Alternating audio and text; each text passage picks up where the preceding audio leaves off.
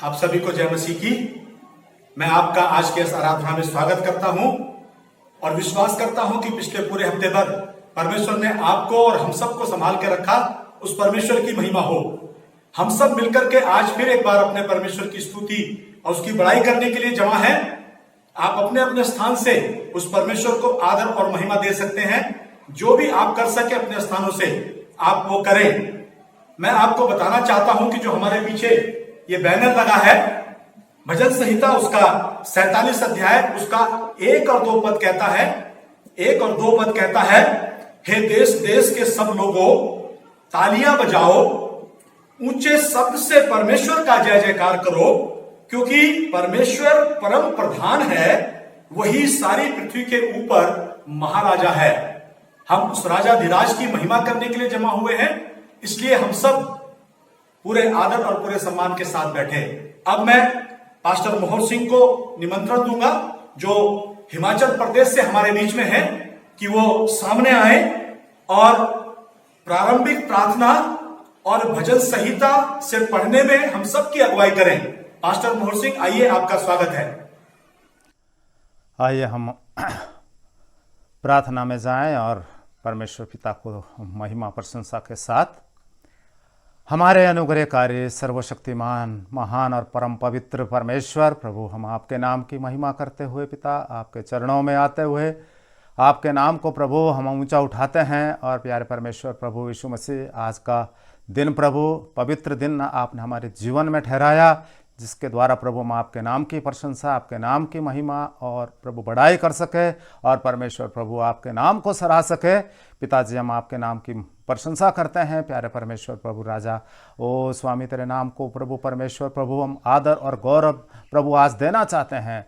प्यारे परमेश्वर प्रभु यीशु मसीह के नाम से प्रभु पिताजी, आप महान हैं परमेश्वर। और प्रभु परमेश्वर प्यारे प्रभु यीशु मसीह नासरी प्रभु, आपने ये दिन प्रभु बनाया है, जिस दिन में प्रभु तेरे नाम को हम प्रभु परमेश्वर आदर और सम्मान देने पाए। परमेश्वर प्रभु यीशु मसीह, हम आपके नाम की महिमा करते हैं प्रभु। आज इस पवित्र दिन में प्यारे परमेश्वर प्रभु हमारा गीत गाना और परमेश्वर प्रभु यीशु मसीह हमारा प्रभु तेरे लिए बजाना परमेश्वर प्रभु, और पिताजी आपके नाम को परमेश्वर और आदर और सम्मान मिल सके। प्यारे परमेश्वर प्रभु, वो आज की परमेश्वर हरेक परमेश्वर प्रभु बातों पर आपकी आशीष हो तेरे वचन के लिए और परमेश्वर सारे कार्रवाई के लिए पिता परमेश्वर प्रभु हम आपसे विनती करते हैं, प्रार्थना करते हैं परमेश्वर, पवित्र आत्मा का झुम्मिश परमेश्वर प्रभु आज इस दिन में परमेश्वर उतरने पाए, हरेक को छूने पाए परमेश्वर लॉर्ड। ओ स्वामी, हम धन्यवाद करते हैं प्यारे परमेश्वर प्रभु यीशु मसीह, तू हमारा पिता है, हमारा स्वामी है परमेश्वर प्रभु यीशु मसीह।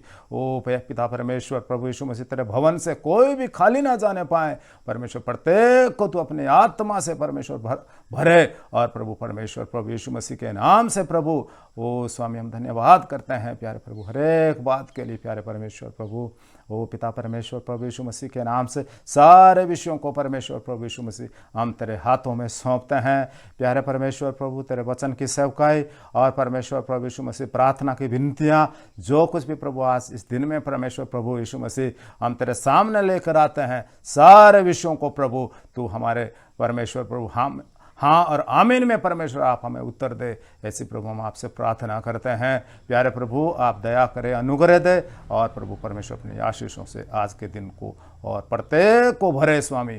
धन्यवाद देते हैं, सारा आदर सारी महिमा प्रभु यीशु मसीह हम आपको देते हैं और परमेश्वर पिताजी हम सारा आदर सारा गौरव और जलाल प्रभु आपके नाम को देते हुए इस विनती को हमारे उद्धार के कर्ता परमेश्वर प्रभु यीशु मसीह के अति पवित्र और सुंदर और मीठे नाम से होकर हम मांगते हैं। दया से सुन और कबूल कर स्वर्गीय पिता, आमीन।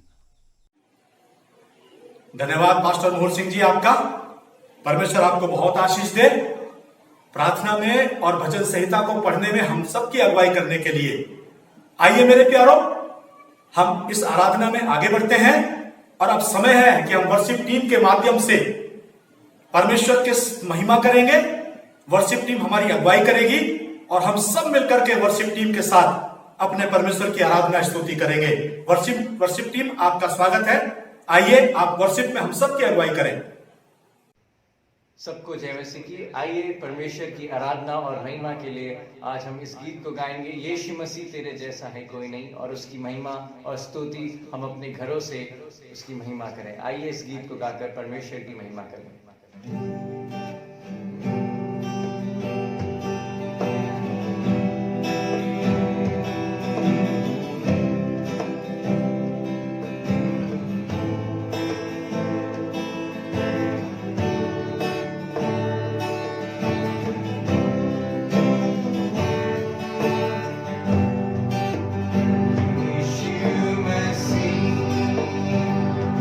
तेरे जैसा है कोई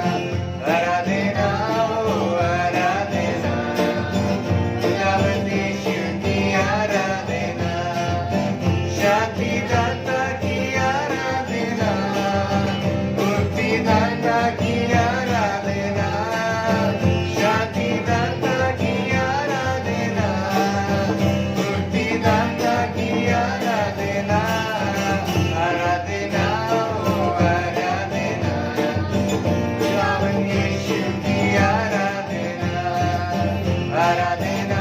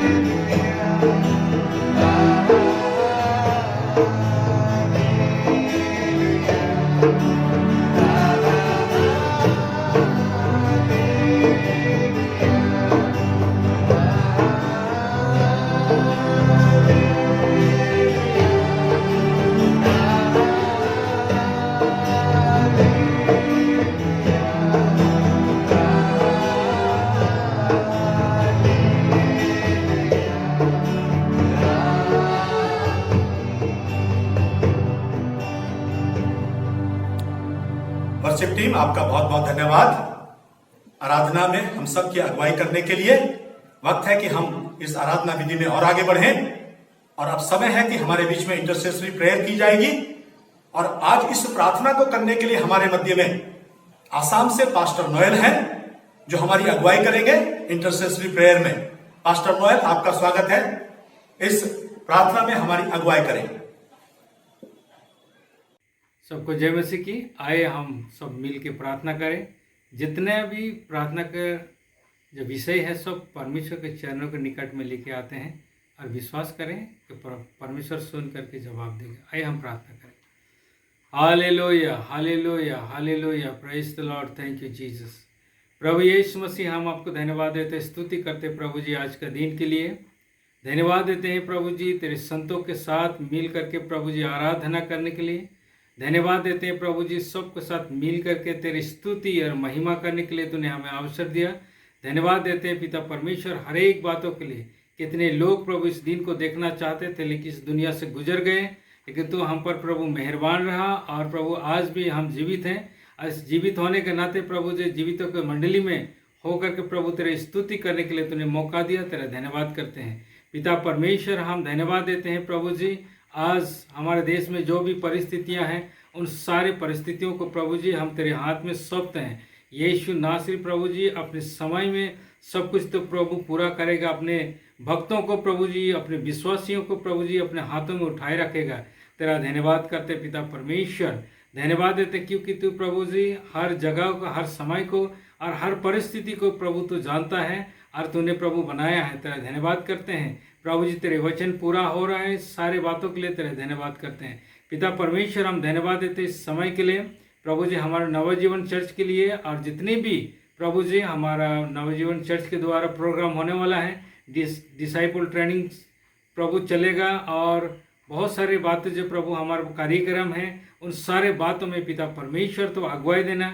हमारे यूथ जितने भी प्रभु जी पार्टिसिपेट करेंगे उन सबको भी तो अगुवाई देना पिता परमेश्वर, ताकि प्रभु जी तेरे महिमा के लिए हमारे जवान प्रभु तैयार हो जाएं, प्रभु मिसाल बने प्रभु जी, और तेरे राज्य में प्रभु बढ़ोतरी हो प्रभु, ऐसा अनुग्रह दे पिता परमेश्वर। हम प्रार्थना करते जितने लोग प्रभु ट्रेनिंग में प्रभु भाग लेंगे पिता परमेश्वर, उन सारे लोगों को, पार्टिसिपेंट्स को प्रभु तेरे हाथ में सौंपते हैं पिता परमेश्वर। सब एकाग्रता होकर के कॉन्सेंट्रेट कर सकेंगे प्रभु जी तेरे वचन को और सीख करके प्रभु जी तेरे महिमा के लिए अपना समाज में प्रभु जी, अपना देश में, अपने मंडली में प्रभु जी तेरे लिए खड़ा हो सकेंगे। ऐसा तो अनुग्रह दे पिता परमेश्वर। जितने लोग प्रभु हमारे नवजीवन चर्च के द्वारा प्रभु जी शिक्षा को लाएंगे, जितनों ने टीचिंग देंगे प्रभु यीशु मसीह, सारे हमारा सारों को प्रभु जी तेरे हाथ में सौंपते पिता परमेश्वर। सही बुद्धि ज्ञान के साथ में, सही वचन के साथ में प्रभु जी, आत्मा के साथ में तेरे वचन को प्रभु सिखा सकें,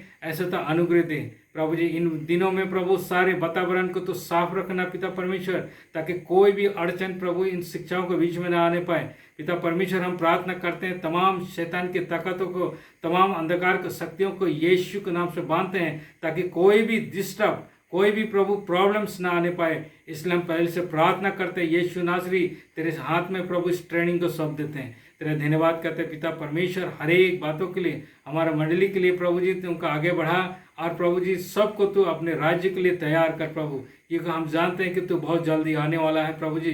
तेरे वचन में लिखा हुआ है मत्ती रचित सुसमाचार में प्रभु तूने कहा है कि अंत के दिनों में जब शुरू होगा, ये सारे बातें शुरू होगा, और इसलिए हम प्रभु तेरा धन्यवाद करते, तेरे आने का समय बिल्कुल नज़दीक है। तेरा धन्यवाद करते पिता परमेश्वर, हमारा कार्यक्रम जितने भी है सब में तो आशीष देना पिता परमेश्वर। विशेष करके हम प्रार्थना करते हैं हम अपने देश के लिए, जिस देश में रहते हैं प्रभु जी, हम शांति वातावरण से रह सकें प्रभु जी। हम सारे मंत्रियों को तेरे हाथ में सौंपते हैं प्रभु, ने सही अकल बुद्धि ज्ञान से प्रभु जी आगे बढ़ाएं प्रभु अपने देश को, ऐसा तो अनुग्रह दे प्रभु जी। सारे करप्शन और जितने भी चीज़ें हैं जो शैतानिक चीज़ें वो सब यीशु के नाम से जाते रहे प्रभु यीशु मसीह। हम प्रार्थना करते हैं हमारे बॉर्डर लाइन में रहने वाले जितने भी जवान हैं उन सबको प्रभु तंदुरुस्त देना पिता परमेश्वर, जो अपने देश के लिए प्रभु जी वो खड़े हैं उन सबको भी प्रभु यीशु मसीह हम प्रार्थना करते हैं तो सुरक्षा देना प्रभु। तेरे वचन में लिखा है अगर परमेश्वर देश को रक्षा ना करे तो पहरेदार भी बेकार है। इसलिए प्रभु जी हम प्रार्थना करते हैं सारे व्यर्थ बात प्रभु होने के लिए नहीं, बल्कि प्रभु जी तेरे अनुग्रह प्रभु होने के लिए हम प्रार्थना करते पिता परमेश्वर। तेरा धन्यवाद करते हैं जितने भी हमारा अगुए हैं प्रभु जी चर्च का, उन सबको तो बड़ी आशीष देना प्रभु। मंडली में जितने भी बुजुर्ग हैं उन सबको भी आशीष देना प्रभु जी, अनुग्रह देना, संभालना पिता परमेश्वर। इन दिनों में प्रभु जो वायरस का सिचुएशन है, इस समय में प्रभु सबको तो अपने लोगों को प्रभु अपने लहू से ढांप करके रखना। तेरा धन्यवाद करते पिता परमेश्वर हर एक बातों के लिए प्रभु जी। हम प्रार्थना करते हैं जितने भी डॉक्टर्स, जितने भी नर्स, जितने लोग प्रभु काम में लगे हैं प्रभु जी, उन सबको भी तो आशीष देना पिता परमेश्वर। तेरा धन्यवाद करते हैं हर एक बातों के लिए, जो जो प्रभु बातें हमने तेरे नज़दीक में रखे तूने सुन करके कबूल किया और प्रभु जवाब दिया, हमें विश्वास है सब कुछ तेरे हाथ में सब मांगते विनती यीशु के नाम से, आमीन। पास्टर नोएल, आपका बहुत बहुत धन्यवाद प्रार्थना करने के लिए और हम सब की अगुवाई प्रार्थना में करने के लिए। परमेश्वर आपको बहुत आशीष दे। अब समय है मेरे प्यारों कि हम परमेश्वर के वचन को सुनेंगे, और परमेश्वर के वचन को आज हमारे मध्य में पास्टर अनिल देहरादून उत्तराखंड से हैं, जो परमेश्वर का वचन हमारे मध्य में लेके आएंगे। और मैं आप सबसे ये रिक्वेस्ट करूंगा कि आप बड़े आदर और सम्मान के साथ बैठें और परमेश्वर के वचन को सुने। पास्टर अनिल सिंह, आपका स्वागत है, परमेश्वर का वचन हमारे बीच में आप लाइए।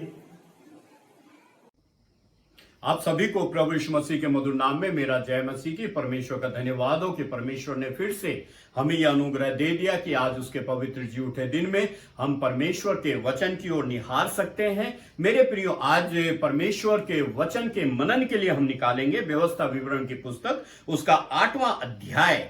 व्यवस्था विवरण की पुस्तक उसका 8वां अध्याय 1 पद से लेकर के 4 पद तक मैं पढ़ लेता हूं। आप मेहरबानी से ध्यान से सुनिए और अपनी अपनी बाइबलों को खोल के उसमें आप पढ़ सकते हैं। लिखा हुआ है, जो जो आज्ञा मैं आज तुझे सुनाता हूं उन सबों पर चलने की चौकसी करना, इसलिए कि तुम जीवित रहो और बढ़ते रहो, और जिस देश के विषय में यहोवा ने तुम्हारे पूर्वजों से शपथ खाई है उसमें जाकर उसके अधिकारी हो जाओ। और स्मरण रख कि तेरा परमेश्वर यहोवा 39 वर्षों में तुझे सारे जंगल के मार्ग में से इसलिए ले आया है कि वो तुझे नम्र बनाए और तेरी परीक्षा करके यह जान ले कि तेरे मन में क्या क्या है, और कि तू उसकी आज्ञाओं का पालन करेगा या नहीं। उसने तुझको नम्र बनाया और भूखा भी होने दिया।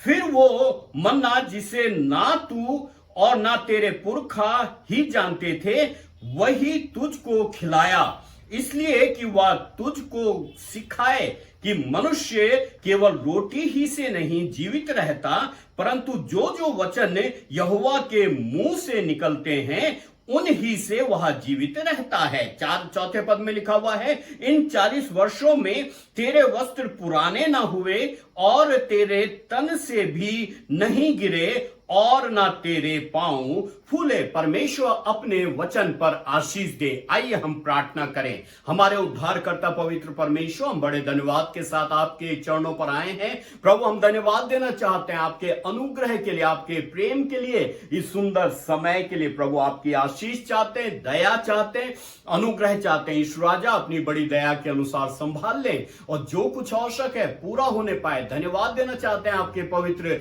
जी उठे दिन के लिए। प्रभु, इस वचन के लिए धन्यवाद देना चाहते हैं। प्रभु, हमें अपने अनुग्रह के द्वारा संभाल ले और होने दे जो वचन आज परमेश्वर पिता आप हमको देना चाहते हैं। इस वचन के द्वारा प्रभु आप हमें आशीष करें, अपनी महिमा के लिए इस्तेमाल करें। यीशु मसीह के नाम से मांग लेते हैं, आमीन। परमेश्वर का धन्यवाद हो इस सुंदर वचन के लिए। व्यवस्था विवरण उसका 8 अध्याय 1 पद से लेकर के 4 पद तक हमने पढ़ा और यहां पर परमेश्वर का वचन बड़ी ही महत्वपूर्ण बातों को हमारे सामने लेकर के आ जाता है।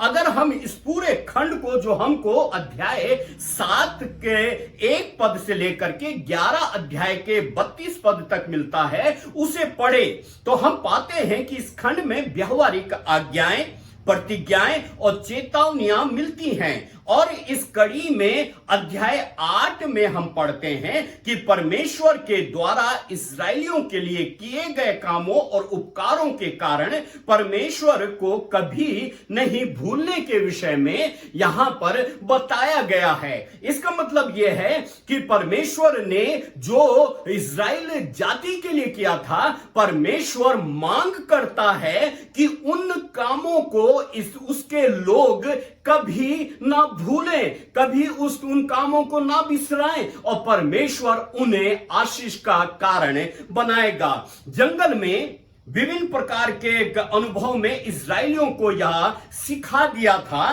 कि जीवन मनुष्यों द्वारा खाए जाने वाले भोजन की अपेक्षा और किसी बात पर निर्भर होता है। वो आत्मिक शक्तियों पर निर्भर होता है जो केवल परमेश्वर में पाई जाती हैं, जो कि हमने 8 अध्याय उसके पहले पद से लेकर के 4 पद तक पढ़ा। और चौथे पद में यहां पर इस प्रकार से हमने पढ़ा था कि लिखा हुआ है, इन 40 वर्षों में तेरे वस्त्र पुराने ना हुए और तेरे तन से भी नहीं गिरे और ना तेरे पांव फूले। मेरे प्रियो, 40 वर्ष तक लिखा हुआ है कि उनके वस्त्र पुराने नहीं हुए, यहां तक कि उनके तंत्र जो उनके तन से वो वस्त्र नहीं गिरे और ना ही उनके पांव फूले। जो चल रहे थे, मार्ग में थे, जंगल में थे, वो थके नहीं, थकित नहीं हुए, बल्कि वो निरंतर वो चलते चले गए। मेरे प्रियो, यहां पर परमेश्वर का वचन इस बात को यहां पर बता देता है। इस्राएलियों को ये बात अपने मस्तिष्क में रखनी थी, ये सोचना था कि जब वे कनान में बसे, अर्थात उस भूमि में जो प्राकृतिक स्रोतों से भरपूर थी, जो प्राकृतिक आशीषों से भरपूर थी, उन्हें वहां पर परमेश्वर को भी मानना था और उसके द्वारा प्राप्त समस्त उपहारों के लिए परमेश्वर के प्रति धन्यवादी होना था। मेरे प्रियो, यहां पर परमेश्वर का वचन स्पष्ट रीति से कह देता है, परमेश्वर उनको जंगल में संभाला, विभिन्न परिस्थितियां आई, विषम परिस्थितियां आई, परमेश्वर के सामर्थी हाथ को उन्होंने अपने ऊपर देखा था।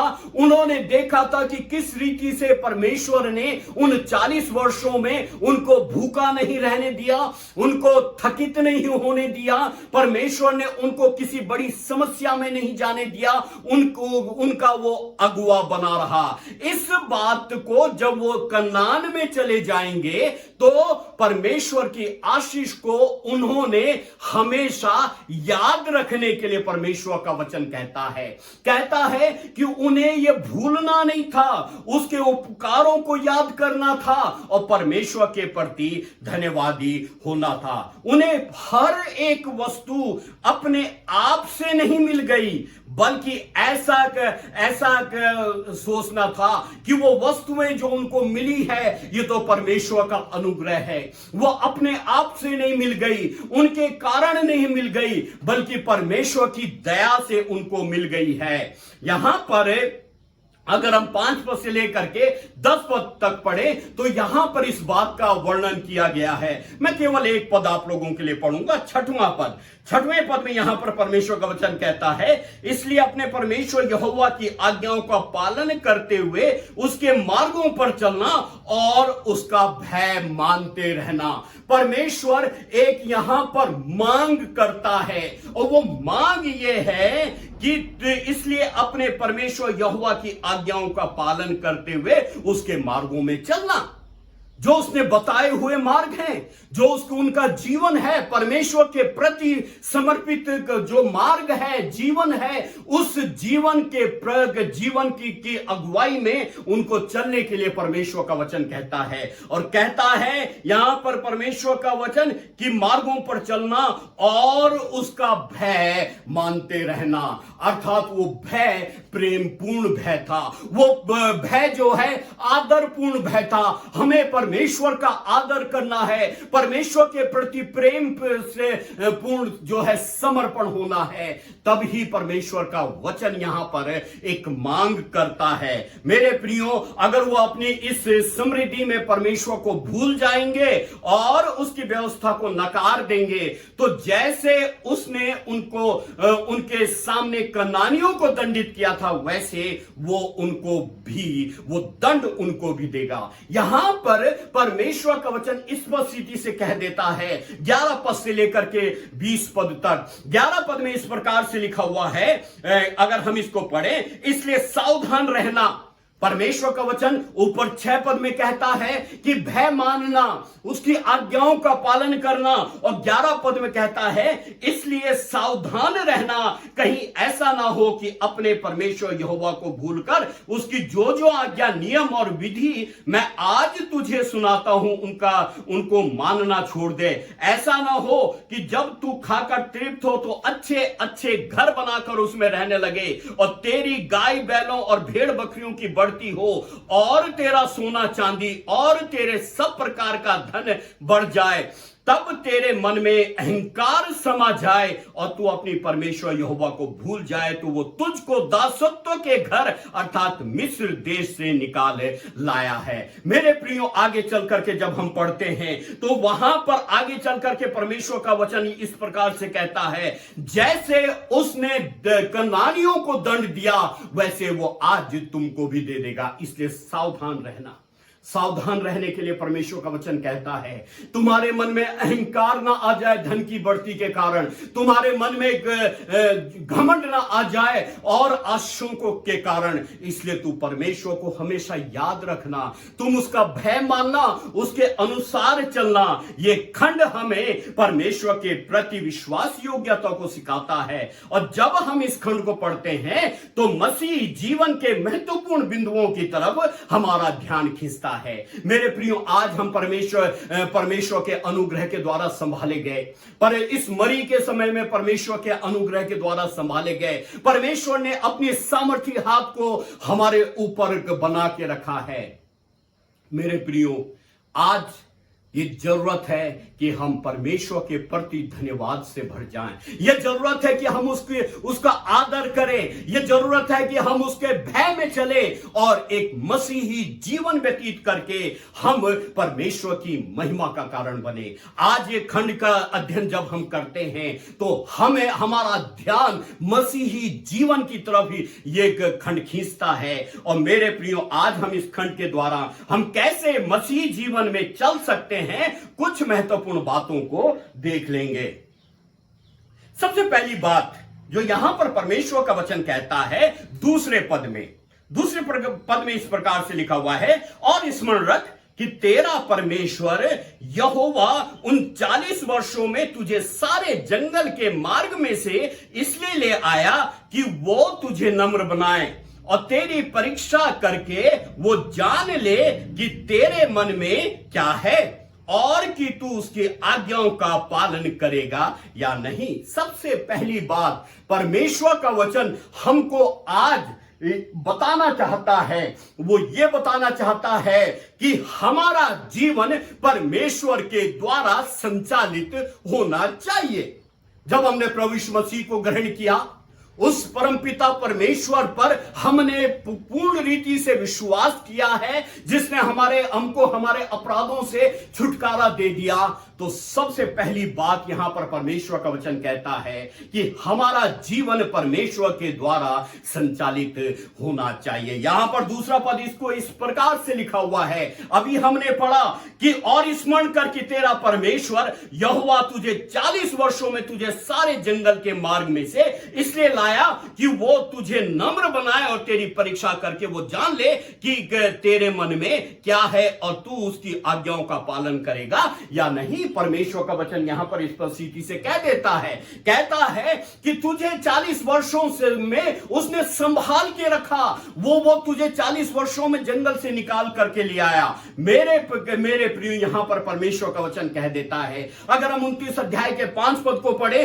तो यहां पर ये पद हमको इस प्रकार से बताता है, लिखा हुआ है, मैं तो तुमको जंगल से 40 वर्षों तक लिए फिरा और न तुम्हारे तन के वस्त्र पुराने हुए और ना ही जूतियां तुम्हारे पैरों में पुरानी हुई। मेरे प्रियो, यहां पर परमेश्वर का वचन ये कह देता है कि इनका जीवन, जब मिस्र से इस्राएली लोगों को निकाला परमेश्वर ने, तो इनकी यात्रा में परमेश्वर ने इनको संभाल के रखा। इनका जीवन परमेश्वर के द्वारा संचालित जीवन था। मिस्र से लेकर के कनान तक पहुंचने में लिखा हुआ है, ना तुम्हारे जूते पुराने हुए और ना ही तुम्हारे वस्त्र पुराने हुए।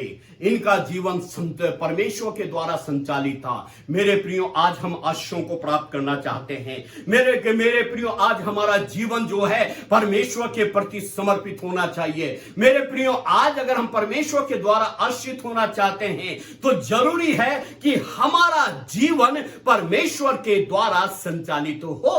परमेश्वर ने हमको इस कठिन दौर में संभाल के रखा। जो कोरोना वायरस का जो समय है, ये दौर है, परमेश्वर ने हमें सुरक्षित रखा है। क्यों रखा है? इसका सबसे बड़ा कारण यह है कि हमारा जीवन जो है परमेश्वर के द्वारा संचालित जीवन है।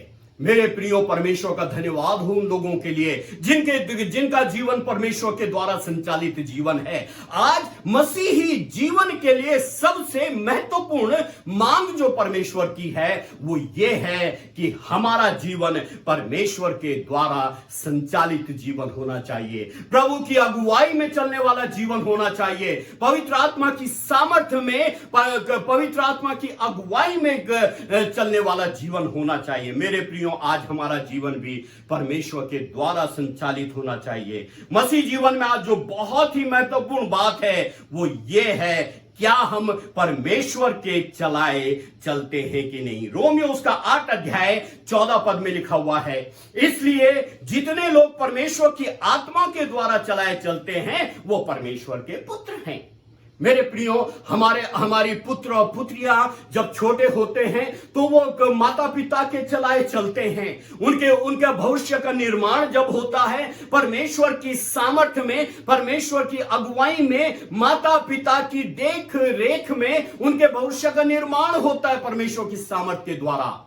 मेरे प्रियो, आज परमेश्वर का वचन ये मांग करता है, क्यों ना हम परमेश्वर की संतान बन जाएं।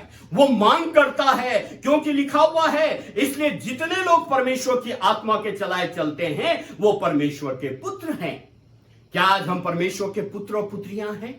परमेश्वर मांग करता है, क्यों ना आज हम उसकी संतान बन जाएं और परमेश्वर की महिमा का कारण बने। मेरे प्रियो, जब हमारी संतान किसी बात की जरूरत होती है तो वो हमारे पास सहायता के लिए आते हैं और हम उनकी मदद करने के लिए तैयार रहते हैं। मेरे प्रियो, यहां पर परमेश्वर का वचन स्पष्ट रीति से हमको स्मरण दिलाता है कि जब हम परमेश्वर के चलाए चलते हैं, हम जब सहायता के लिए परमेश्वर के पास जाते हैं तो वो हर दम हर पल वो हमारी सहायता करने के लिए तैयार है। क्या आज हम तैयार हैं उसके अनुसार चलने के लिए, उसकी आत्मा के अनुसार चलने के लिए?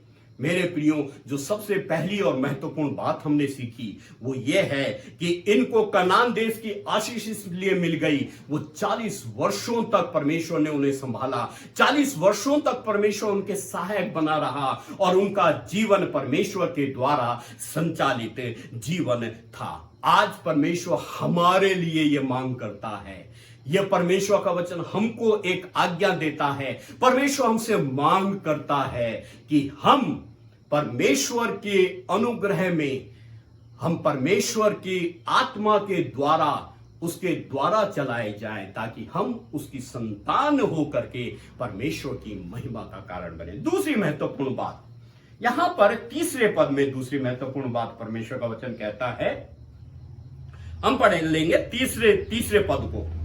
यहां पर इस प्रकार से लिखा हुआ है, उसने तुझको नम्र बनाया और भूखा भी होने दिया, और वो मन्ना जिसे ना तू और ना तेरे पुरखा ही जानते थे, वही तुझको खिलाया, इसलिए कि वो तुझको सिखाए कि मनुष्य केवल रोटी ही से नहीं जीवित रहता, परंतु जो वचन परमेश्वर के मुख से निकलते हैं वो उनसे वो जीवित रहता है। मेरे प्रियो, दूसरी बात जो बड़ी महत्वपूर्ण बात परमेश्वर का वचन यहां पर कहता है तीसरे पद के अनुसार, कि इनका जीवन परमेश्वर के द्वारा संभाला गया जीवन था। जब इन्होंने आज्ञा को पूरा किया, वो परमेश्वर के द्वारा संचालित उनका जीवन बन गया, तो वो परमेश्वर के द्वारा संभाले गए। भूखे हुए, परमेश्वर ने उन्हें मन्ना खिलाया। वो प्यासे हुए, परमेश्वर ने उनको चट्टान से पानी पिलाया। मेरे प्रियो, जब शत्रु उनके सामने आए, शत्रु के ऊपर परमेश्वर ने उनको विजयी जीवन दिया। ये परमेश्वर के द्वारा संभाले गए थे। और यहां पर परमेश्वर का वचन इस प्रकार से लिखता है, तीसरे पद को हम फिर से पढ़ लेंगे, उसने तुझको नम्र बनाया और भूखा भी होने दिया, फिर वो मन्ना जिसे ना तो तेरे पुरखा ही जानते थे वही तुझको खिलाया, इसलिए कि वह तुझको सिखाए कि मनुष्य केवल रोटी ही से नहीं जीवित रहता, परंतु जो जो वचन यहोवा के मुख से निकलते हैं उन्हीं से वो जीवित रहता है। अपने लोगों को मरुस्थल में जांच और परीक्षा को लाता है। मेरे प्रियो, परमेश्वर मरुस्थल में उनको लेकर के गया, वहां पर वो जांच और परख आ गई उनके सामने, ताकि वो उनको सिखाए कि मनुष्य का जीवन भौतिकता पर ही नहीं परंतु परमेश्वर की भलाई, परमेश्वर की आज्ञाकारिता और उसके वचन के संबंध पर निर्भर करता है। और आज परमेश्वर का वचन हमको यह बता देता है कि हमको आश्रित जीवन कब मिलता है, जब हम परमेश्वर की भलाई, उसकी आज्ञाकारिता और उसके वचन में मजबूत पाए जाते हैं। वो हमको संभालता है, हम उसके द्वारा संभाले जाते हैं कठिन परिस्थितियों में। परीक्षाएं, यद्यपि इस संसार में रहते हुए परीक्षाएं आती हैं, इस संसार में रहते हुए समस्याएं आती हैं, लेकिन हमारा परमेश्वर हमको संभालने वाला परमेश्वर बन जाता है। हम संभाले जाते हैं। मत्ती उसके 4 अध्याय के 4 पद में लिखा हुआ है, परीक्षा के समय हमें यहां पर परमेश्वर का वचन इस प्रकार से कहता है कि जब शैतान ने प्रभु की परीक्षा करी और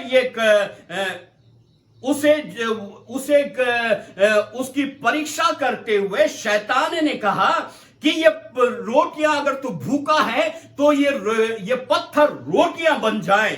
तो प्रभु ने उस उत्तर दिया, लिखा हुआ है, उसने उत्तर दिया कि लिखा है कि मनुष्य केवल रोटी ही से नहीं परंतु हर एक वचन से जो परमेश्वर के मुख से निकलता है वो जीवित रहता है।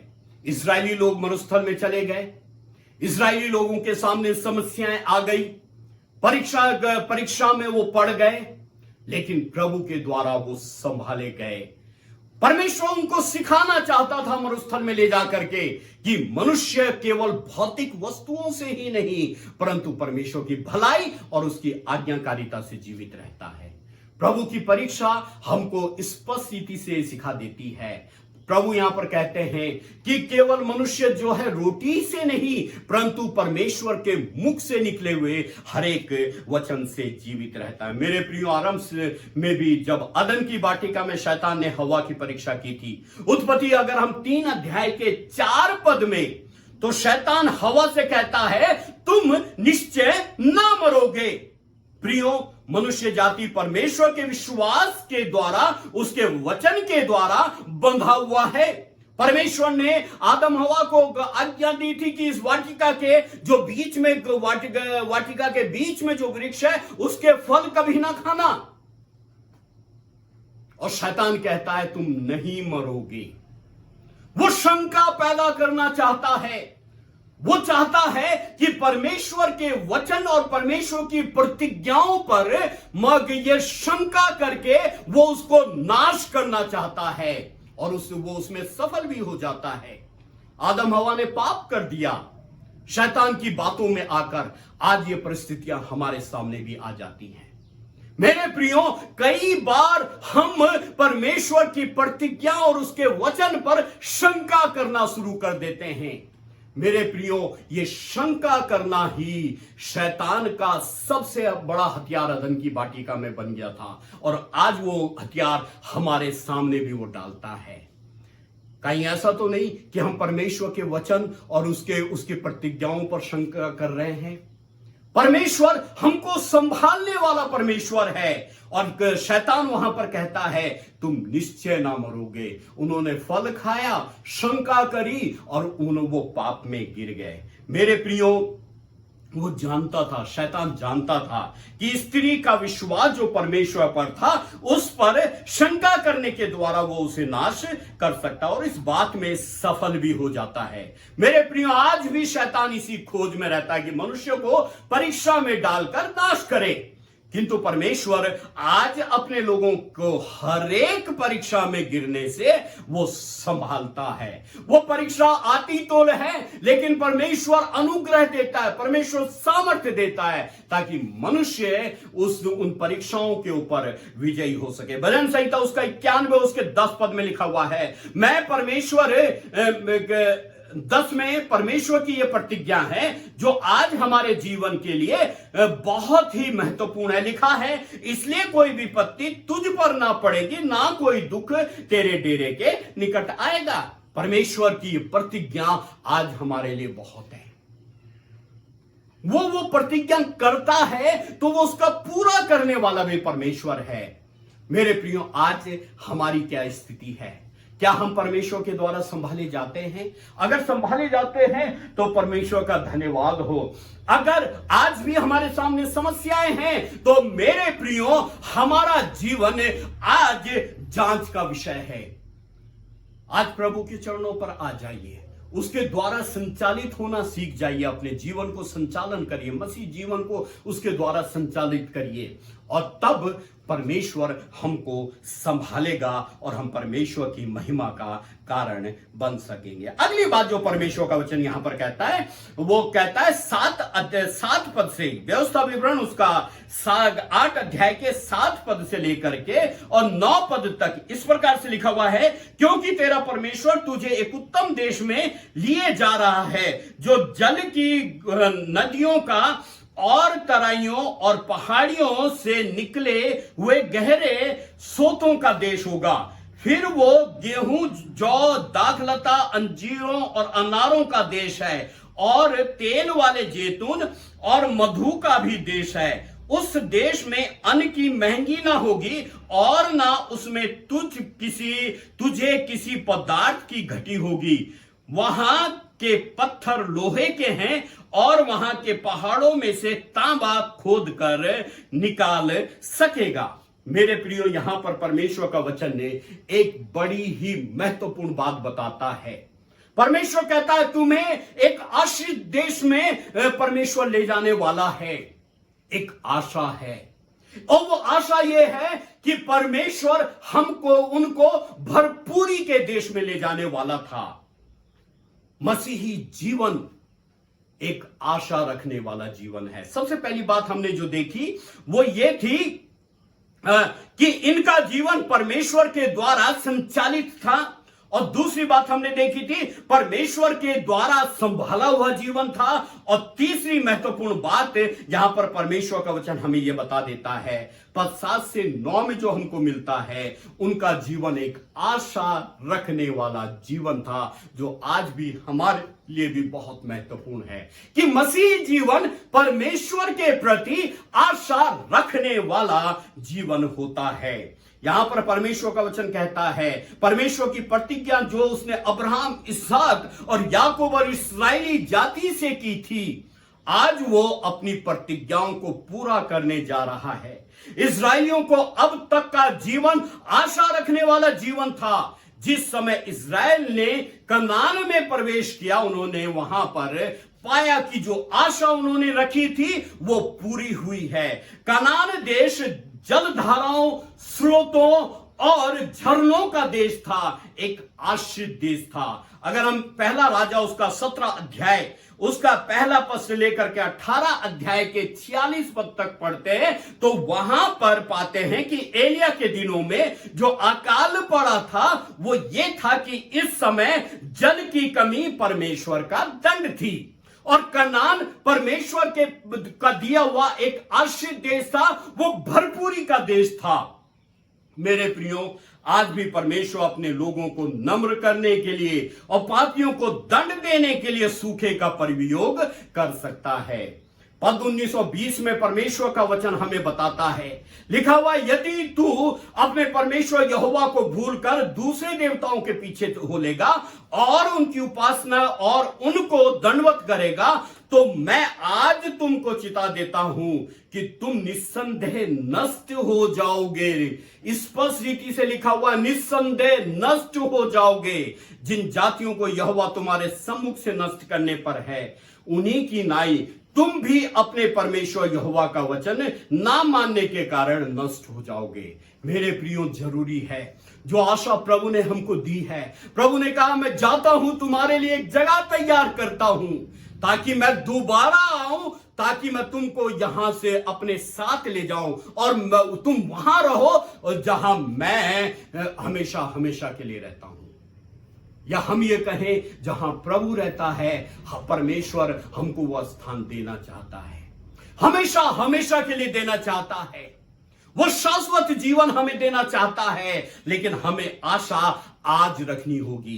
क्या हम आशा करते हैं कि प्रभु हमको आएगा और एक दिन अपने साथ ले जाएगा कि ताकि हम वहां रहें जहां वो रहता है? उसने हमारे लिए जगह तैयार की है, वो हमको आज भी आशीष देना चाहता है। बस हमें आवश्यकता है कि एक आशापूर्ण जीवन व्यतीत करें और उस मार्ग में आगे बढ़ते चले जाएं जो हमारे लिए प्रभु यीशु मसीह ने तैयार किया है। पौलुस उसका फिलिपियों उसका 3 अध्याय 12 पद से लेकर के 14 पद में इस प्रकार से लिखा हुआ है। यहां पर ये कहता है, ये मतलब नहीं कि मैं पा चुका हूं या सिद्ध हो चुका हूं। पौलुस कह रहा है, कह रहा है, यह मतलब नहीं कि मैं पा चुका हूं या सिद्ध हो चुका हूं, पर उस पदार्थ को पकड़ने के लिए दौड़ा चला जाता हूं जिसके लिए मसीह यीशु ने मुझे पकड़ा था। वो कह रहा है कि मैं दौड़ा चला जाता हूं, उस चीज को पकड़ने के लिए दौड़ा चला जाता हूं जिसके लिए प्रभु यीशु मसीह ने मुझे पकड़ा था। वो आशा थी उसकी। मेरे प्रियो, आज हमारी क्या आशा है? क्या परमेश्वर ने हमको चुना है कि उस चीज को हम पकड़ने के लिए या उस स्थान में जाने के लिए हम आशापूर्ण जीवन रखें? मेरे प्रियो, लिखा हुआ है यहां पर, मेरी भावना यह नहीं कि मैं पकड़ चुका हूं, परंतु एक ही केवल ये एक काम करता हूं। पौलुस कहता है, हे भाइयों, मेरी ये नहीं कि मैं भावना ये नहीं कि मैं पकड़ चुका हूं, परंतु केवल ये एक काम करता हूं कि जो बातें पीछे रह गई हैं उनको भूल कर आगे की बातों की ओर बढ़ता हुआ निशाने की ओर दौड़ा चला जाता हूं ताकि वो इनाम पाऊं जिसके लिए परमेश्वर ने मुझे मसीह यीशु में ऊपर बुलाया है। परमेश्वर का वचन कहता है, बुद्धिमान के लिए जीवन का मार्ग ऊपर की ओर जाता है, और पौलुस कहता है, मुझे मसीह यीशु में ऊपर बुलाया है, उस इनाम पाने के लिए ऊपर बुलाया है। मेरे प्रियो, आज हम किधर जा रहे हैं? किस डायरेक्शन में हम जा रहे हैं? क्या जो इनाम परमेश्वर ने हमारे लिए रखा है, क्या हमारा जीवन निरंतर ऊपर की ओर बढ़ रहा है या नीचे धंसता चला जा रहा है? सोचने का विषय है। यहां पर इजरायली लोगों की एक आशा थी कि परमेश्वर हमको उस स्थान पर ले जाएगा। अब्राहम, इसहाक, याकूब और तमाम जो इजराइल के गोत्र थे, उनको परमेश्वर की प्रतिज्ञा थी कि वो उनको ऐसे स्थान पर लेकर के जाएगा जो कि आश्रित जगह होगी, वो जल स्रोतों की जगह होगी, वो दूध और मधु की जगह होगी। और आज प्रभु ने हमारे लिए रखा है कि वो हमारे लिए एक ऐसा स्थान तैयार करने जा रहा है जो परमेश्वर के नजदीक है। जहां वो रहेगा वहां एक दिन हम भी रहेंगे। क्या ये आशा मसीह जीवन के लिए महत्वपूर्ण नहीं है मेरे प्रियो? मेरे प्रियो, अगर हम मसीह जीवन व्यतीत कर रहे हैं तो हमारे लिए जरूरी है कि हम आशापूर्ण जीवन व्यतीत करें। और पौलुस कहता है कि मैं वो इनाम पाने के लिए निरंतर ऊपर की ओर दौड़ा चला जाता हूं। मेरे प्रियो, यहां पर परमेश्वर का वचन मसीह जीवन की कुछ महत्वपूर्ण बातों को बताता है कि हमारा जीवन परमेश्वर के द्वारा संचालित होना चाहिए, परमेश्वर द्वारा संभाला हुआ जीवन होना चाहिए और एक आशा रखने वाला जीवन होना चाहिए। आज हमारी क्या स्थिति है?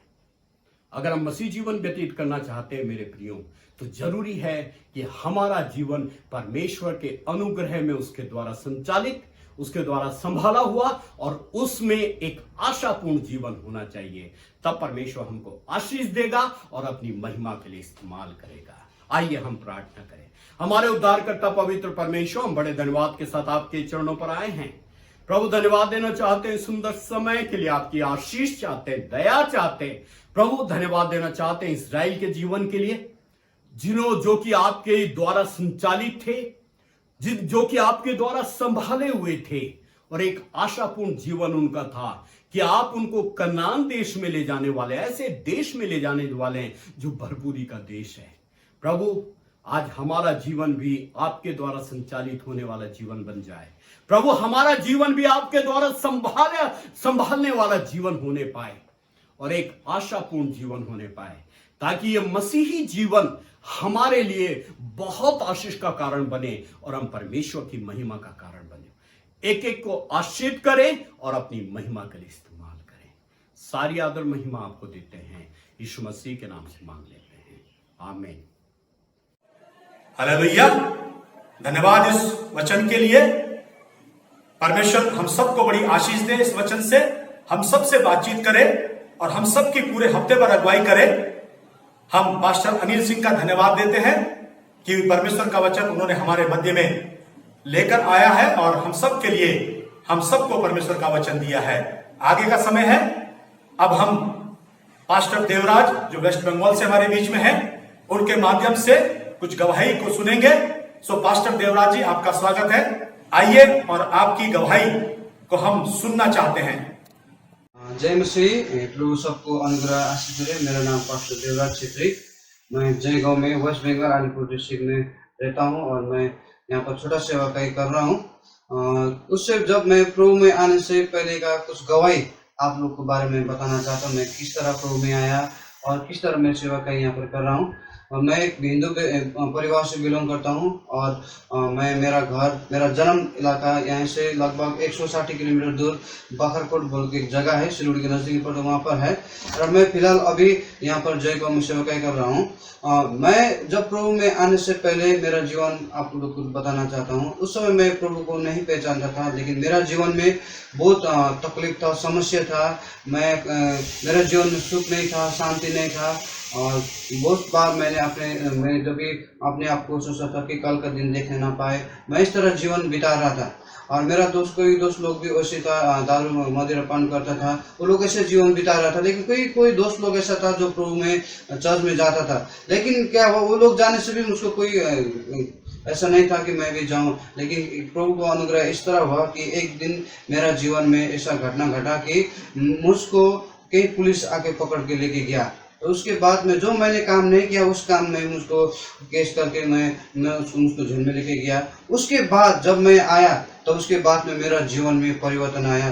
तब मैंने सभी को छोड़ के मैं चर्च जाने लगा, जिस दिन आया मैं उसी दिन का बाद में मैं प्रभु में चला गया। उसके बाद में मेरा पापा मेरा घर में बहुत सा समस्या हो गया और मुझको धीरे धीरे से मैं 2005 में मैं घर छोड़ दिया। मुझे घर से निकल दिया। मैं घर छोड़ के सिलगुड़ी आके बैठा। जब सिलगुड़ी में आके बैठा तो प्रभु को दास लोग से जान पहचान हुआ। तब उसके बाद मैं सिलगुड़ी में हिलकाट सुबुक रोड में काम कर रहा था। काम करने के बाद में मैंने प्रभु को जाना पहचाना और नजदीक से पहचाना। मैंने ग्रहण किया और पानी का बपतिस्मा लिया। मेरा पास्टर जीवन श्रेष्ठ है, सिलगुड़ी में रहता है, उसके द्वारा मैं पानी का बपतिस्मा लिया। उसके बाद मेरा सारा जीवन परिवर्तन हो गया। जब मैं प्रभु में नहीं था, जब मैं हिंदू में था, वो जो दिन था वो एक नरक का दिन था। लेकिन जब मैं प्रभु में आया तब मुझे शांति मिला, क्योंकि मैं उससे पहले मरने के लिए चाहता था। मेरा जीवन अशांति था, मैं कुछ नहीं कर पाता था। चाहते हुए भी मेरा घर का प्रॉब्लम, मेरा बाप मुझे कभी भी एक अच्छा तरह आशीष का शब्द कभी नहीं बोला मेरा जीवन में। लेकिन मैंने प्रभु को कहा, प्रभु मेरा बाप आप है, मुझे आप चलाइए। तब परमेश्वर ने मुझे चलाया। तो उसके बाद मैं सिलगुड़ी गया। सिलगुड़ी जाने के बाद प्रभु के दास लोग से बातचीत होने के बाद मैं बाइबल कॉलेज गया। बाइबल कॉलेज कंप्लीट करने के बाद में मैंने सोचा 1 साल कंप्लीट करने के बाद मैं सेवाकाई करूंगा। और मैं सेवाकाई अकेला नहीं करना है मुझको।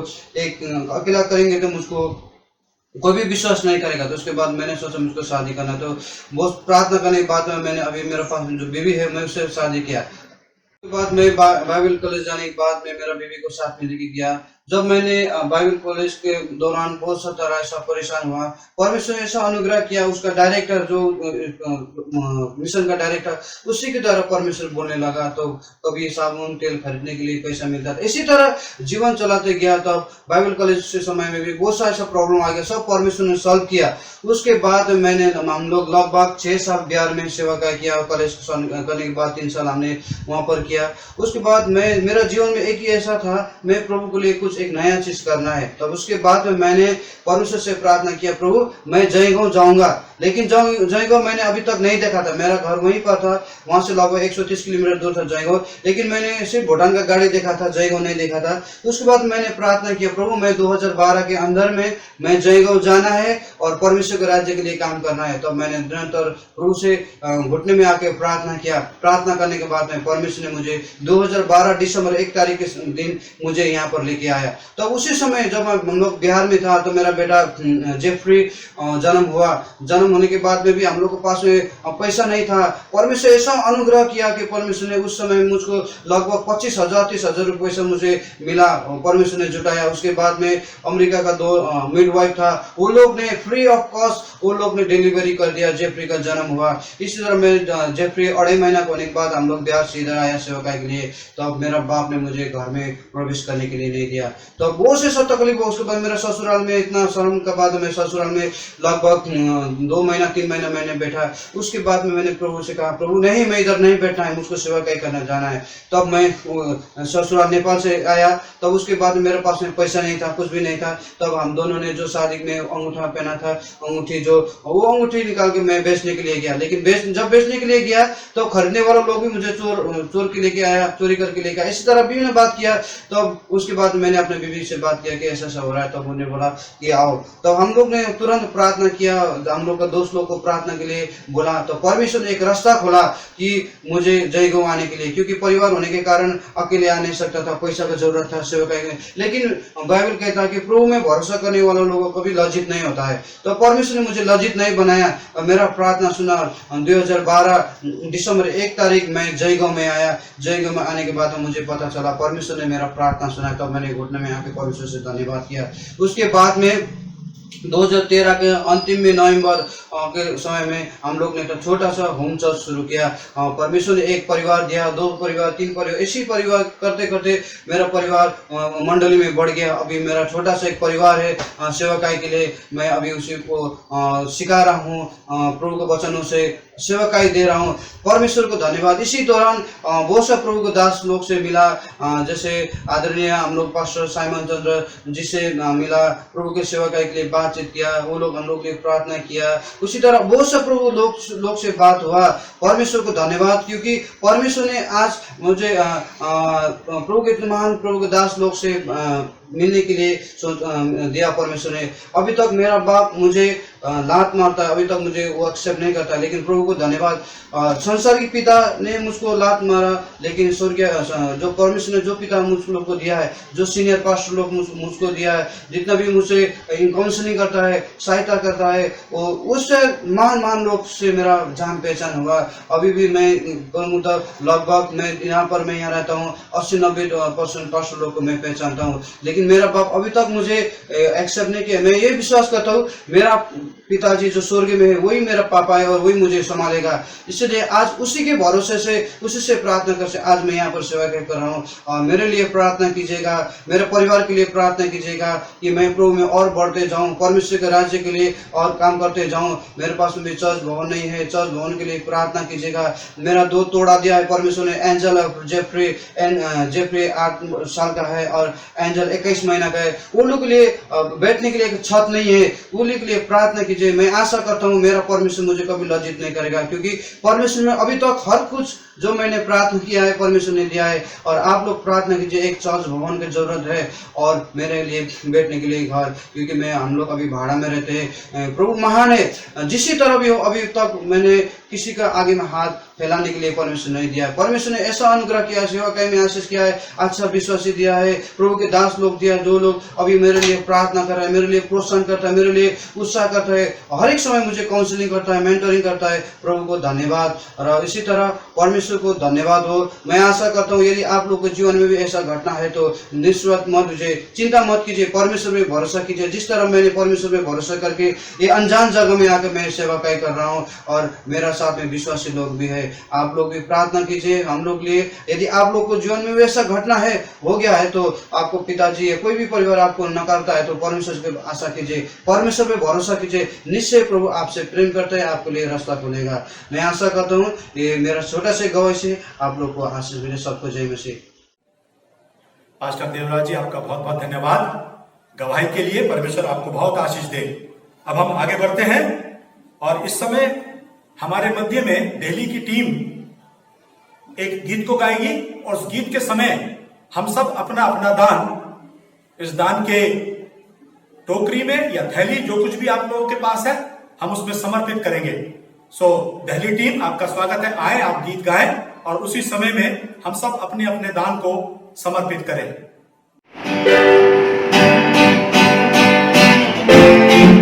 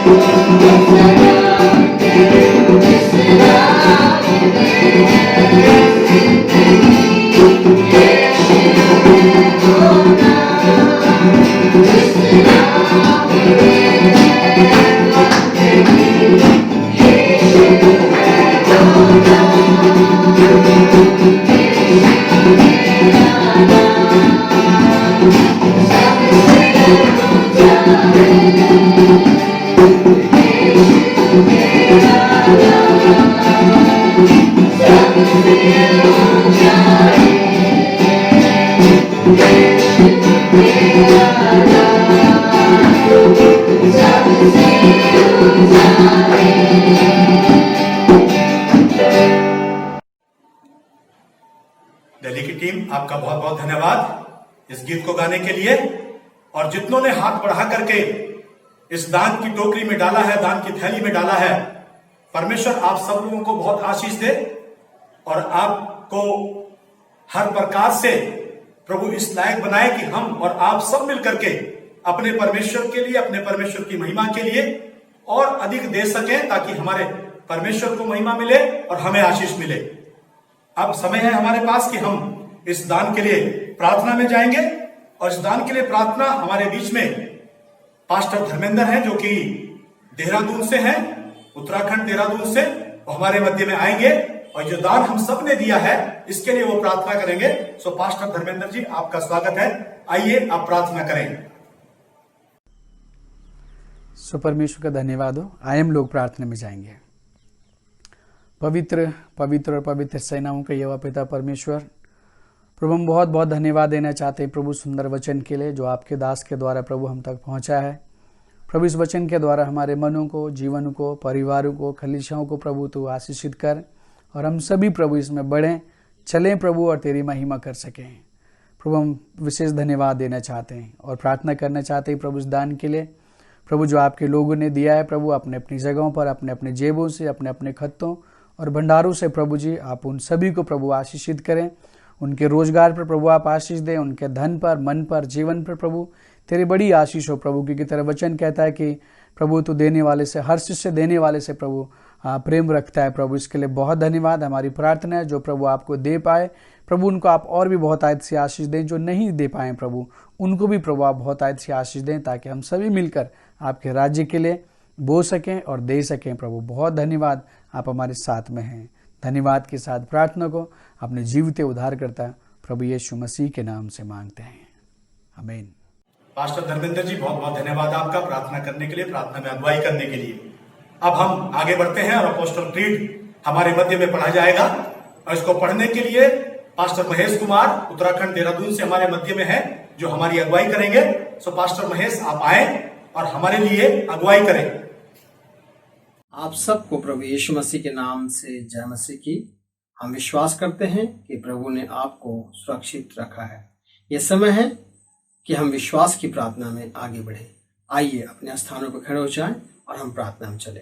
मैं विश्वास करता हूँ सर्वशक्तिमान पिता परमेश्वर पर, जिसने आकाश व पृथ्वी की रचना की, और उसके इकलौते पुत्र हमारे प्रभु यीशु मसीह पर, कि वह पवित्र आत्मा की सामर्थ्य से देहधारी होकर कुमारी मरियम से उत्पन्न हुआ, पैंतुस पिलातुस के राज्य में दुख उठाया, क्रूस पर चढ़ाया गया, मारा गया और गाड़ा गया, अधलोक में गया और तीसरे दिन मृतकों में से जी उठा, स्वर्ग पर चढ़ाया गया और पिता परमेश्वर के दाहिने हाथ बैठा है, जहां से वह जीवते व मृतकों का न्याय करने को आएगा।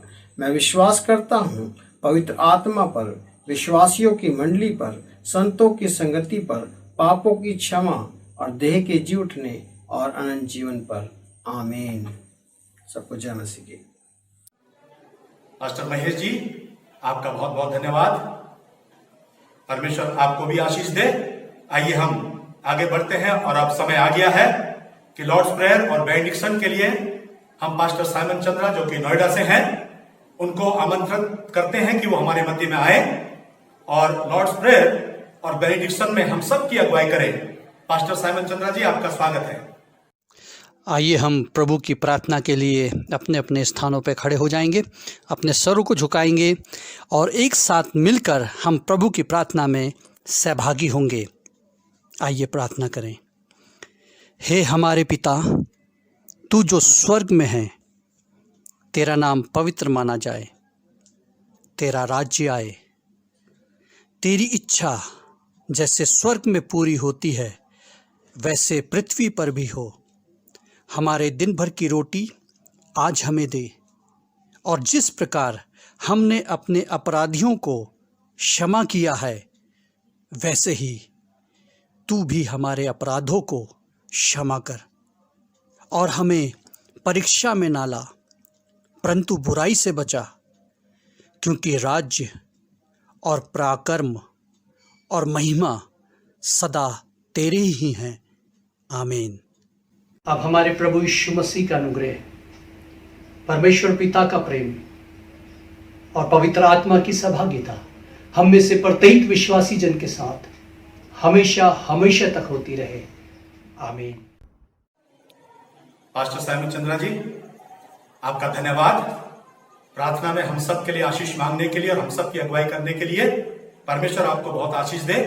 और अब समय आ गया है कि हम कुछ अनाउंसमेंट सुनेंगे जो हमारे लिए अगले दिनों के लिए जरूरी है जिनको जानना। और वो अनाउंसमेंट हमारे मध्य में पास्टर संजय लाल देहरादून उत्तराखंड से हैं, जो हमारे मध्य में वो आएंगे और अनाउंसमेंट हमारे मध्य में लेकर आएंगे। पास्टर संजय लाल जी, आपका स्वागत है। आइए।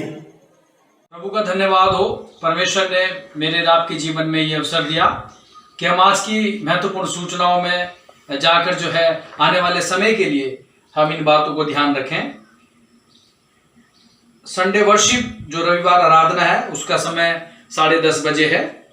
आइए हम ठीक 10:30 बजे अपने परिवार के साथ अपने घरों से जो है रहकर इस लिंक के माध्यम से परमेश्वर की आराधना में सम्मिलित हो सकते हैं। दूसरी बात, अगर आप कोई गीत गाना चाहते हैं या गवाही बताना चाहते हैं तो आप उसको रिकॉर्डिंग कर आप समय से पहले भेजने का कष्ट करें।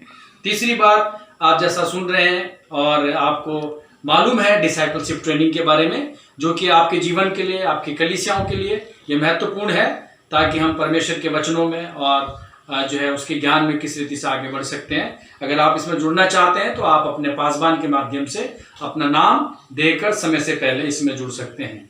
अंतिम बात, अगर आप रेगुलर ऑफरिंग जमा कर रहे हैं, चाहे वो टाइथ हो या थैंक्सगिविंग हो या कोई स्पेशल ऑफरिंग हो, आप उसको जो है अपने घर में इकट्ठा कर और समय अनुसार जैसा आपको समय मिलता है अपने पासबान को कलीसिया में जाकर उसको जमा कराइए और फिर उसके बाद आप उसकी रसीद ले सकते हैं। परमेश्वर इन सारी सूचनाओं पर बहुत आयत की आशीष दे। धन्यवाद। पास्टर संजय लाल जी, आपका बहुत बहुत धन्यवाद। इन सूचनाओं और इन अनाउंसमेंट्स को हम सब लोगों के मध्य में पहुंचाने के लिए परमेश्वर आपको और आपके परिवार को बहुत आशीष दे। मेरे प्यारों, आराधना जो हम आज कर रहे थे वो समाप्त होती है अब। परमेश्वर आप सब लोगों को बहुत आशीष दे, आपके घरों में आपको सुरक्षित रखे और परमेश्वर आपको आपके द्वारा की गई प्रार्थनाओं के जवाब दे। मैं आप सब लोगों के लिए उस परमेश्वर से यही प्रार्थना करता हूं कि परमेश्वर आप सबको आशीषित करे। सभा समाप्त होती है, आराधना समाप्त होती है। आप सबको जय मसीह की। Satisfied.